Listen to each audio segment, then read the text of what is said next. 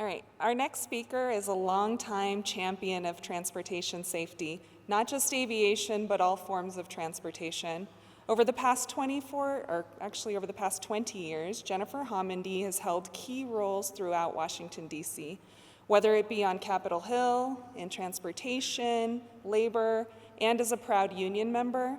Ms. Homendy has always approached her roles rooted in the belief to protect workers, passengers, and the traveling public. Her approach as the chair of the National Transportation Safety Board is no different. Since joining the NTSB in 2018, Chairwoman Homendy has championed the modernization of safety systems, prepared for emerging technologies, and worked to make sure the United States maintains the safest airspace in the world. Her bipartisan credibility has ensured that NTSB recommendations drive real change while strengthening safety across all modes of transportation. It is with great pleasure and honor to introduce one of the most influential voices in transportation safety to CFS 2025. I have to say on a personal note, as a NATCA air safety investigator, I first met her on a major investigation, and I was really struck by her friendliness and her genuine interest in air traffic control and NATCA. Please join me in welcoming the chairwoman of the National Transportation Safety Board, Jennifer Homendy.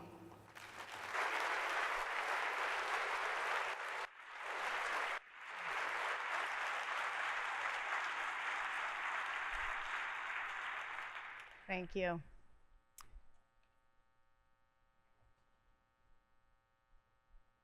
June 10th, 1999. 30 years since the NTSB first warned about the devastating effects of delay in shutting down failed pipelines and the need for urgent action. It's 3:27 p.m. in Bellingham, Washington.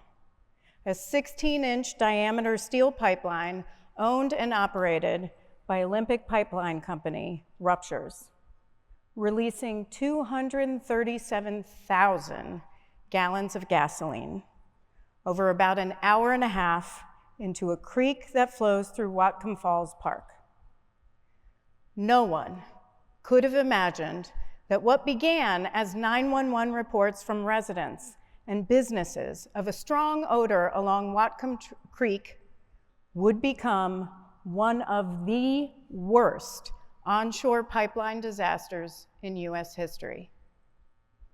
The first 911 call comes in at 4:24, not from the pipeline company, but from a resident who reports that as she was driving across a bridge, she smelled an incredible odor that made breathing difficult. 3 minutes later, another resident calls 911, reports the same odor, and adds that Whatcom Creek is discolored. A short time later, the same resident calls back and says his dog is convulsing, and he's evacuating because the odor is so overwhelming. Calls to 911 are now rolling in, and the Bellingham Fire Department is on scene. No one has heard from the pipeline company. At 4:30, an employee of Olympic Pipeline who happens to be in the area also calls 911 and Olympic's control room in Renton to make sure they're aware of the situation. At the same time, the fire department is contacting Olympic to let them know there's a significant amount of gasoline in the water, and overwhelming fumes have enveloped the city of Bellingham. It isn't until 4:46, a full hour and 19 minutes after the rupture occurred, that Olympic shuts down the pipeline. By then, it's too late. The broken pipeline has been spewing 7,000 gallons of gasoline a minute into Whatcom Creek, which is now gushing down the forested canyon toward downtown Bellingham. And at about 5:02 p.m., the gasoline ignites, creating a massive fireball that travels over 1.5 miles down the creek corridor, causing extensive damage and a plume of smoke 30,000 feet in the air that was visible from Vancouver, British Columbia.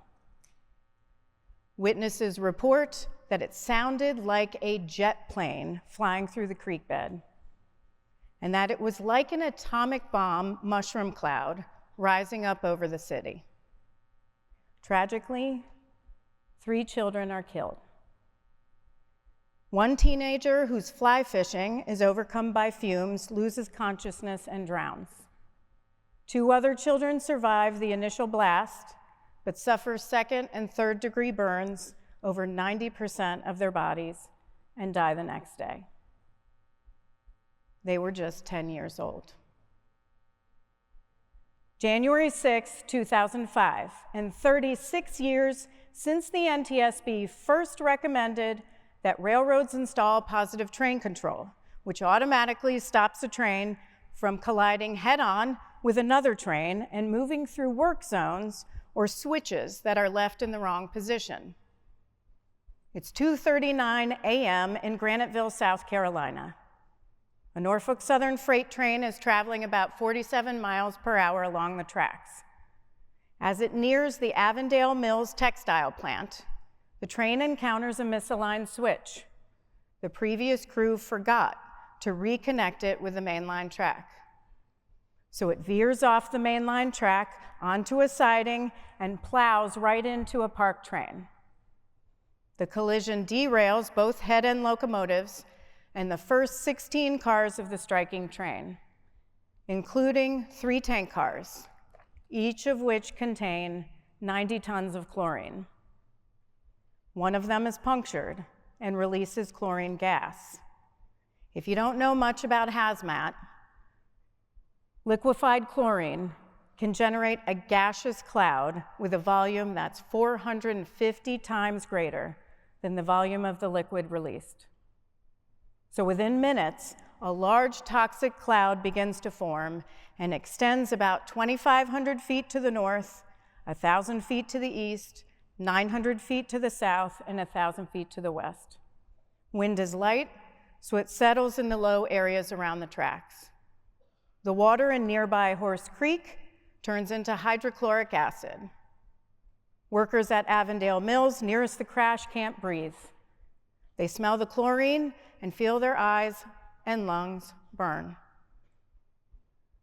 Some are vomiting, a number of them are fleeing. Over the next 10 minutes, about a dozen calls are made to 911, with some callers reporting a low-lying yellow haze that smelled like bleach. Within about an hour, more than 100 additional 911 calls are received. By 6 a.m., more than 200 calls. Meanwhile, volunteer firefighters are trying desperately to approach the scene, but the smell is too intense. They can't breathe. So they withdraw and call in a hazmat team. Ultimately, 9 people died from chlorine gas inhalation as a result of the accident. Chris Sealing, who was the train's engineer and whose parents I came to know, 6 employees of Avondale Mills, 1 truck driver, and 1 resident. 554 people suffering respiratory difficulties were taken to local hospitals, and over 5,000 people were evacuated.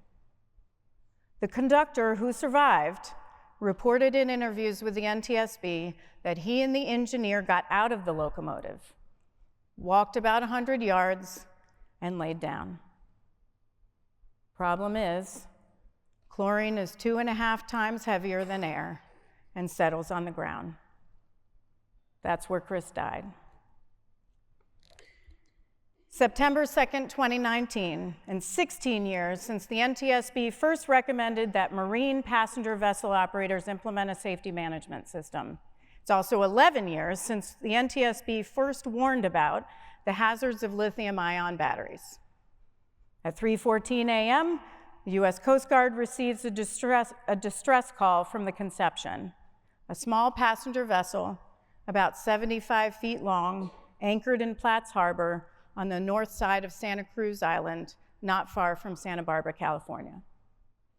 Aboard the Conception are 33 passengers, a family of 5, people celebrating birthdays, high school students, teachers, couples, all pursuing their passion for diving on a Labor Day weekend adventure that unfortunately comes to a tragic end when a fire erupts in the salon on the main deck, where a tremendous amount of scuba diving equipment, cell phones, and cameras are charging. 5 crew members are asleep in their bunks on the upper deck. 1 crew member and all 33 passengers are asleep in the bunk room below. A crew member sleeping in the upper deck berth is awakened by a noise and gets up to investigate. He sees a glow outside and then fire rising up from the main deck below. So he alerts the 4 other crew members sleeping on the upper deck. The captain immediately goes for the radio and makes a distress call to the Coast Guard. The 4 other crew members jump down from the upper deck to help everyone trapped in the bunk room, but are blocked by fire and overwhelmed by thick smoke. As the fire intensifies, all 5 crew members jump overboard. 2 swim to the stern and reboard the vessel in hopes of finding survivors. Unfortunately, access to the salon through the aft corridor is also blocked by fire. So along with the captain, they launch the vessel's skiff and pick up the remaining 2 crew members in the water. The crew desperately searches for another vessel nearby, where the captain then continues to radio for help, while 2 crew members return to the waters around the burning Conception to search for survivors. Despite intense firefighting and search and rescue efforts, the vessel burns to the waterline and sinks just after daybreak. No survivors are found. All 34 people in the bunk room are dead. It's worth mentioning that there was an emergency exit in the bunk room. If, and it's a big if, you could find it in the dark, you had to crawl up 3 bunks, push out a square hatch, and shimmy up through it one by one. But you still wouldn't have survived because the main exit and the emergency exit both ended up in the same location, the main deck that was fully ablaze. The Conception remains the deadliest marine accident in recent US history. It's also the one that stays with me.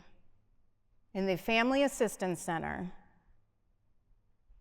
a father stood up, and they all knew from the cameras on the news that I had visited a similar vessel that was owned by Truth Aquatics that day. I wanted to see the bunk room. I wanted to see what it was like in the dark. I wanted to see the layout. I wanted to see the smoke detectors if they were there. I wanted to crawl up the 3 bunks. I wanted to check out the hatch. I wanted to shimmy through, and I wanted to see the salon and where everything ended up.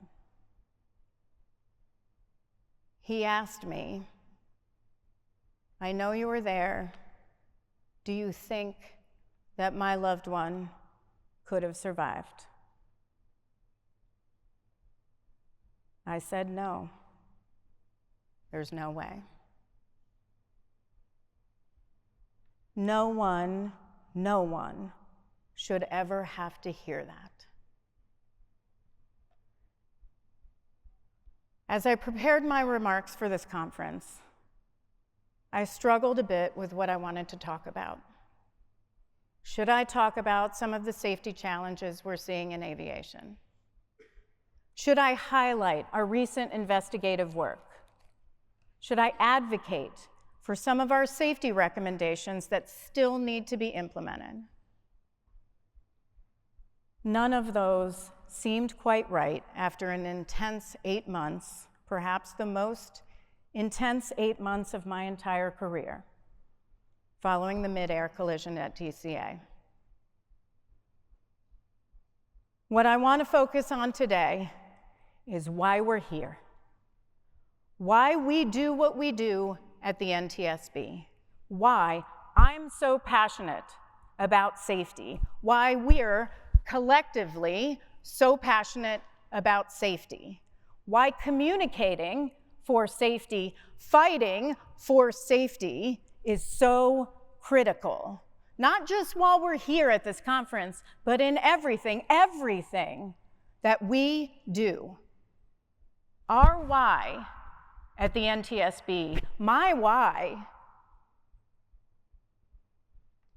their names are Liam, Wade, and Stephen, the 3 children killed in the Bellingham pipeline rupture.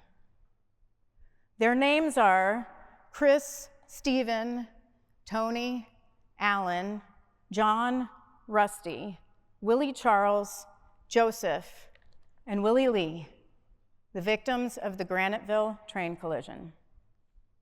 And their names are JP, Patricia, Neil, Mary Beth, and Charlie, Kendra, Raymond, Justin, and Lisa, Christy, Yuko, Videhi, Adrian, Andrew, and Yulia, Dan, Allie, Jang, Sunil, Carrie, and Christian, Kaustuba, Sanjiri, Steve, Diana, Tia, and Berenice, Evan, Angela, Michael, Fernisa, Nicole, Ted, and Wei, all of whom perished on board the Conception.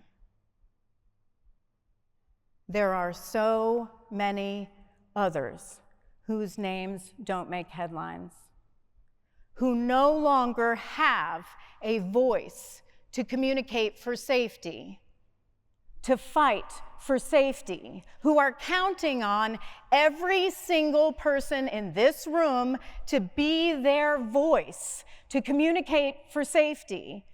That one voice to fight for safety, one voice that can be the catalyst for change, or perhaps inspire an entire movement. Communicating for safety isn't just the name of a 3-day conference. It's what we do every day, and it comes in many forms. A smile to a stranger, a note to a friend who may be struggling, a helping hand to a colleague who's overwhelmed. Acts of kindness that seem so small, yet are so powerful. They can prevent a bad day, alter a path, and in the right moment, save a life. Communicating for safety can be an instruction, hold short of runway 19 right. A clearance, a read back, a checklist, a call back to the cabin to see if everyone is okay. Think Alaska 1282, Portland, Oregon. A first officer who initiates a go-around, go around, go around, go around. And a captain who, without question, does exactly that. Think FedEx 1432, Austin, Texas. And a controller who prevents a 737 from taking off on a taxiway with one urgent command: stop! Think Orlando this year. Communicating for safety is that ASAP report, that ATSAP report, that mandatory occurrence report you file that turns lessons into safety improvements. Admittedly, and I know this well, communicating for safety, fighting for safety can be tough. Frustrating, so frustrating, heart-wrenching, especially when you feel like no one's listening, you aren't being heard, you're getting nowhere. June 27th, 2022, 24 years since the NTSB first recommended eliminating passive grade crossings. At 12:42 p.m., an Amtrak train derails after hitting a dump truck that's blocking a grade crossing in Mendon, Missouri. 3 passengers and a truck driver are killed. 146 passengers and crew members are injured.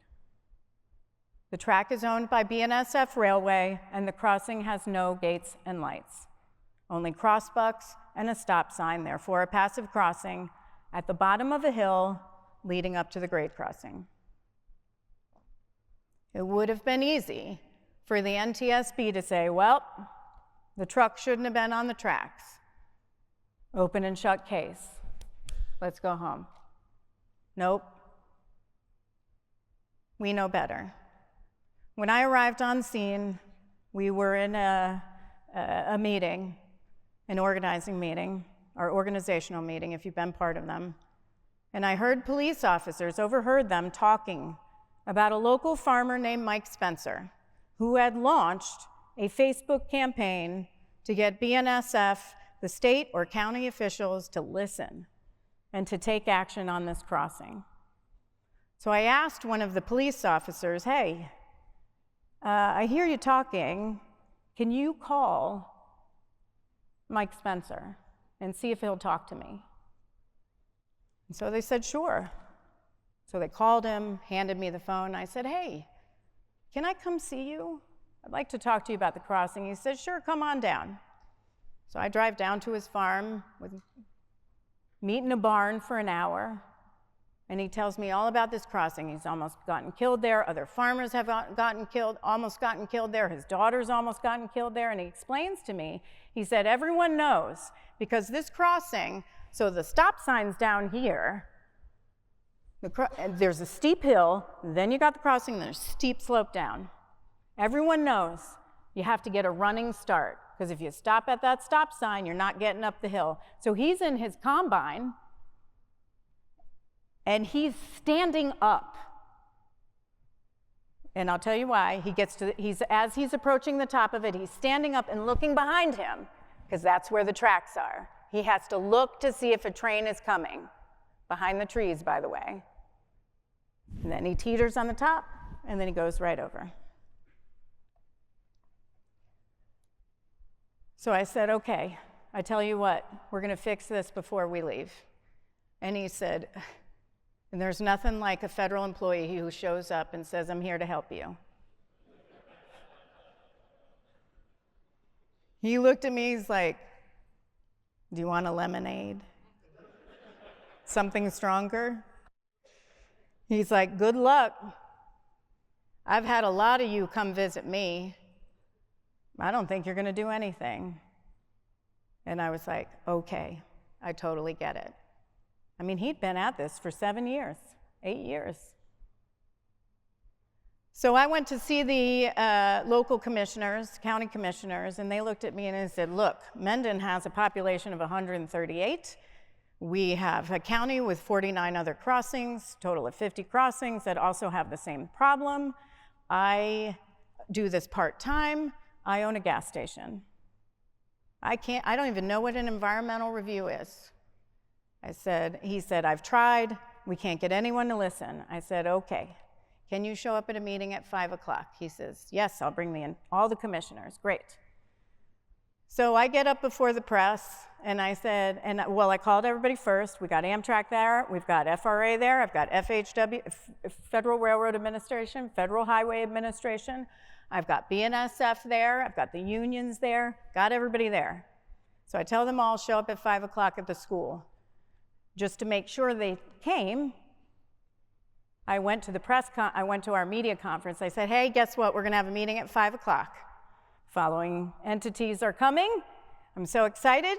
You can't come to the meeting because we have to be able to have some frank discussions, but you can sit outside and I'll talk to you right when we're done. Everybody showed up at 5 o'clock.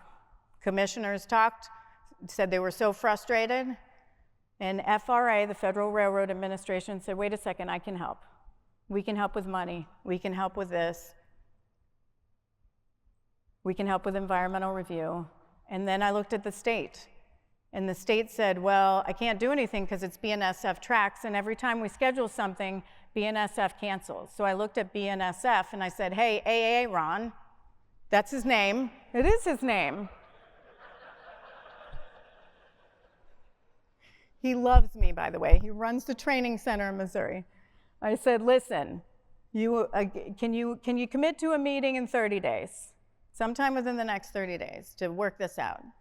And he said, I hate to say this to you, this is not my job. I will run it up, the chain and find out. And I said, great, it's 5 o'clock, I'm here all night. And I just sat there, and he said, I'll be right back. And he left, he made his call, and he came back, and he said, we can do that. To their credit, a year later, we issued the final report. We determined that the crossing failed to meet existing design standards, but we didn't issue a single recommendation. We didn't need to, because Governor Parsons heard Mike Spencer and took action. He worked with BNSF to close the crossing, and then invested $50 million to fix 49 other crossings along that same corridor.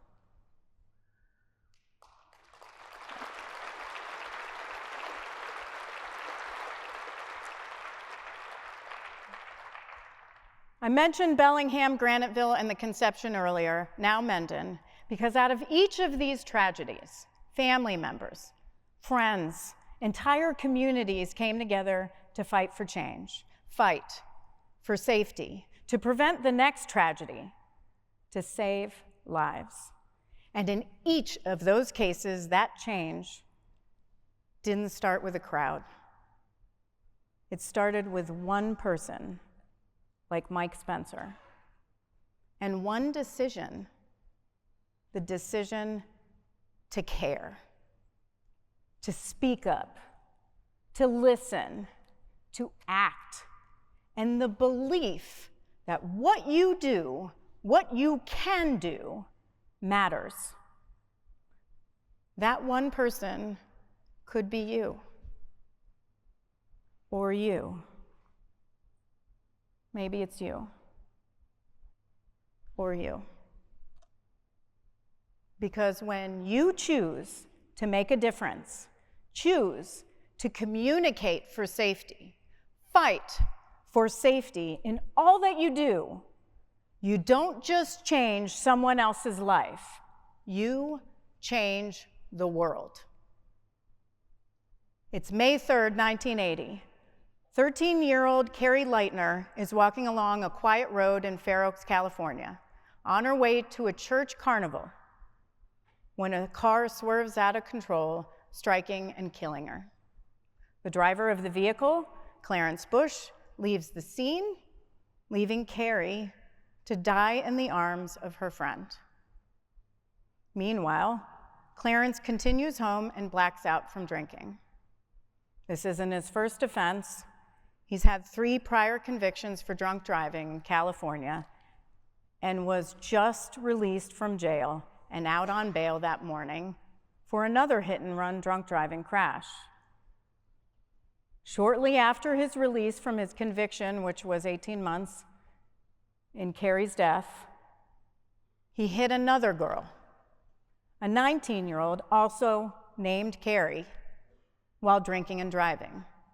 He had a BAC of .20, which was twice the legal limit in California at that time. Just 4 days after the death of her daughter, Candace Leitner founded an organization that to this day is the most influential force against impaired driving, Mothers Against Drunk Driving. MAD. Because of her efforts, states increased penalties for repeat offenders, raised the minimum drinking age to 21, and lowered the nation's legal BAC from .10 to .08. Candace took communicating for safety, fighting for safety to heart. Her advocacy led to the successful passage of more than 700 bills at the state and national levels. She testified before Congress and state legislatures, formed coalitions, and served on a presidential commission on drunk driving. Candace chose to make a difference. And with that one decision, she changed the world. At the time of her daughter's death, 27,000 people died annually from drunk driving. Today, we stand at about 13,000 annually. MAD has saved thousands of lives. Still, Candace's work is far from done. 37 people die every single day in a drunk driving crash. 37 mothers, fathers, sisters, brothers, sons, daughters dying every single day in a drunk driving crash. At NTSB, we're fighting for zero. We're fighting for the 9 people who died 2 Januaries ago in Avenal, California, in a horrific drunk driving crash. 7 of the victims were children. The oldest was 15, and the youngest was just 6 years old. We're fighting for all 41,000 people who die annually on our nation's roads. We're fighting for the 330 people who die annually in aviation, the 970 people who die in rail, the 620 people who die in maritime, and the 17 people who die in pipeline ruptures. That is who the NTSB is fighting for, and we will not stop, ever stop, until we get to zero.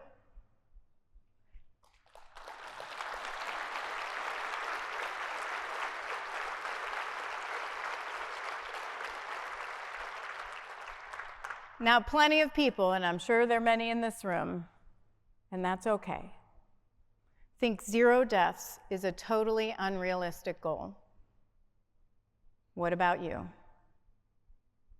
Who thinks we'll never see a day with 0 transportation deaths? Every time I ask that question, no one wants to put their hand up, and I get it, I understand. Then do me a favor and think about a good goal. Should we aim to cut transportation deaths by 25%? How about 50%? By when? Keep that goal in mind. Let's just take aviation, mostly GA. 330 people die annually in aviation. What if we just picked 300, 275? Let's get to 275 in the next 5 years. Now let me ask you this. What's an acceptable number of transportation deaths for your family? What's an acceptable number of empty seats at your Thanksgiving dinner table? 0 just became real, didn't it? There is no acceptable amount of injury or death when it's our colleague, our best friend, our partner, our parent, our son, our daughter. Then it shouldn't be acceptable for anyone else. That's what drives everyone at the NTSB, and I know that's what drives many of you. Do me a favor, look around this